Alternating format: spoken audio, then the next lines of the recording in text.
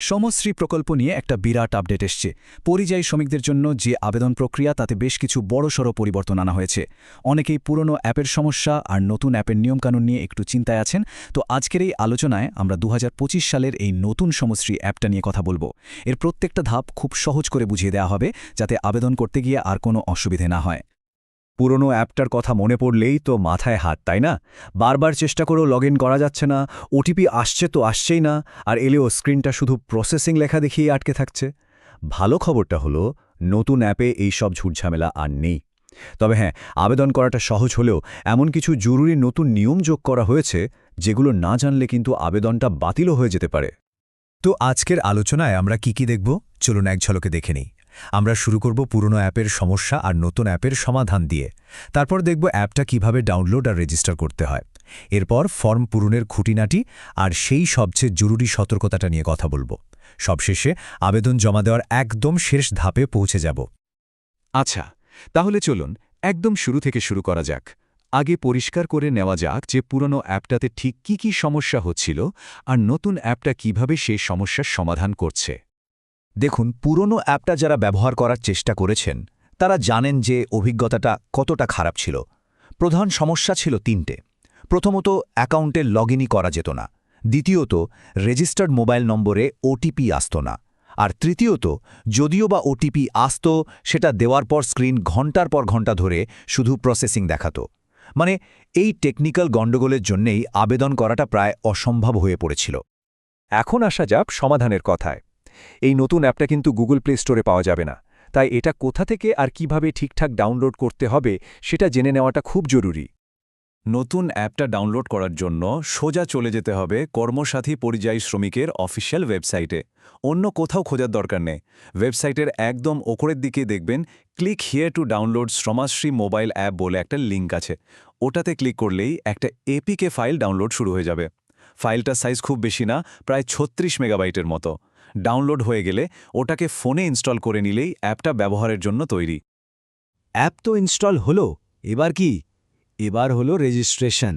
যারা প্রথমবার এই অ্যাপটা ব্যবহার করছেন তাদেরকে শুধু একবারই এই কাজটা করতে হবে। চলুন দেখে নিই কীভাবে করতে হবে। অ্যাপটা খোলার সাথে সাথেই ফোন আপনার লোকেশন অ্যাক্সেসের পারমিশন চাইবে। এটা কিন্তু দিতেই হবে, এটা বাধ্যতামূলক। এরপর রেজিস্টার অপশনে ক্লিক করতে হবে। এখানে ফোন নম্বর দিয়ে জেনারেট ওটিপি বোতামে কিন্তু মনে করে শুধু একবারই ক্লিক করতে হবে। বারবার ক্লিক করলে সার্ভারের সমস্যা হতে পারে। ফোনে ওটিপি এলে সেটা দিয়ে ভেরিফাই করার পর নাম, আধার নম্বর আর অভিভাবকের নাম দিলেই রেজিস্ট্রেশন কমপ্লিট। রেজিস্ট্রেশন পর্ব শেষ।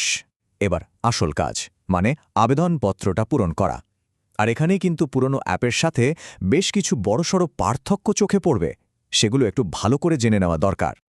সবচেয়ে বড় পরিবর্তনটা হলো, আগে ফর্মে সি আর ডি বলে দুটো অপশন ছিল।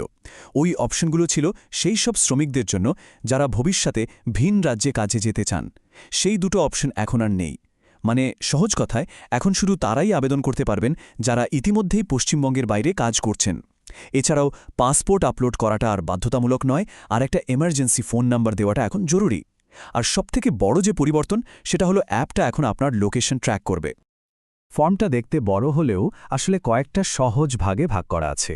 প্রথমে নিজের ব্যক্তিগত তথ্য দিতে হবে, তারপর ধাপে ধাপে নিজের কর্মস্থলের ঠিকানা, কি কাজ করেন, ব্যাংক আর নমিনের তথ্য পূরণ করতে হবে।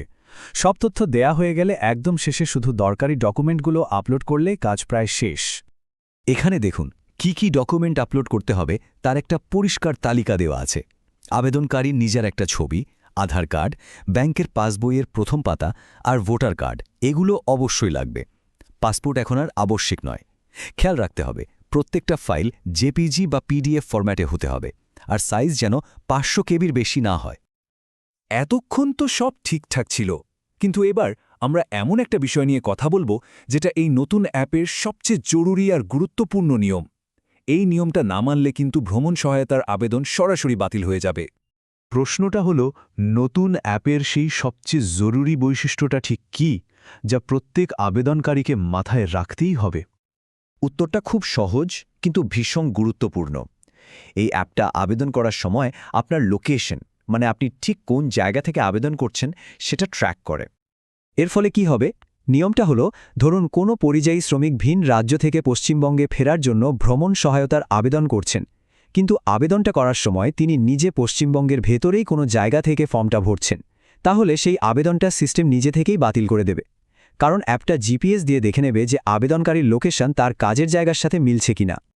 ভাবুন, এই একটা ছোট্ট ভুলের জন্য আবেদনকারী প্রায় ৫,০০০ টাকা পর্যন্ত ভ্রমণ সহায়তা থেকে বঞ্চিত হতে পারেন। তাই যারা এই সুবিধাটা পেতে চান তাদেরকে অবশ্যই নিজের কর্মস্থল অর্থাৎ পশ্চিমবঙ্গের বাইরে থেকেই আবেদনটা করতে হবে। তো ফর্ম পূরণ আর এই জরুরি সতর্কতাটা মাথায় রেখে চলুন দেখি আবেদনটা ফাইনালি কিভাবে সাবমিট করতে হবে। সব তথ্য পূরণ করে ফেলার পর একটা প্রিভিউ পেজ আসবে। সেখানে একবার সবটা ভালো করে মিলিয়ে নেওয়াটা ভীষণ দরকারি। সব যদি ঠিকঠাক থাকে তাহলে ঘোষণাপত্রের সম্মতি দিয়ে ফাইনাল সাবমিট বোতামে ক্লিক করতে হবে। এরপরই স্ক্রিনে একটা ক্লেম নম্বর আসবে। এই নম্বরটা কিন্তু খুব সাবধানে লিখে বা স্ক্রিনশট নিয়ে রাখতে হবে, কারণ পরে এই নম্বরটা দিয়েই আবেদনের স্ট্যাটাস চেক করা যাবে। তাহলে বোঝা গেল পুরো সিস্টেমটাকে এখন আগের থেকে অনেক বেশি স্মার্ট আর কড়া করা হয়েছে।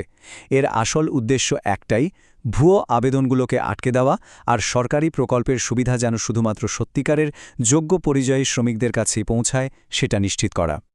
শ্রমশ্রীর এই পরিবর্তনটা কিন্তু শুধু একটা অ্যাপের আপডেট নয়, এটা হয়তো ভবিষ্যতের একটা ইঙ্গিত দিচ্ছে।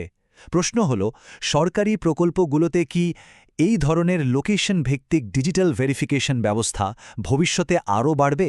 আর এর ফলে একদিকে যেমন স্বচ্ছতা বাড়বে, তেমনি সাধারণ মানুষের জন্য নতুন কি চ্যালেঞ্জও তৈরি হতে পারে। এটা কিন্তু ভাবার মতো একটা বিষয়।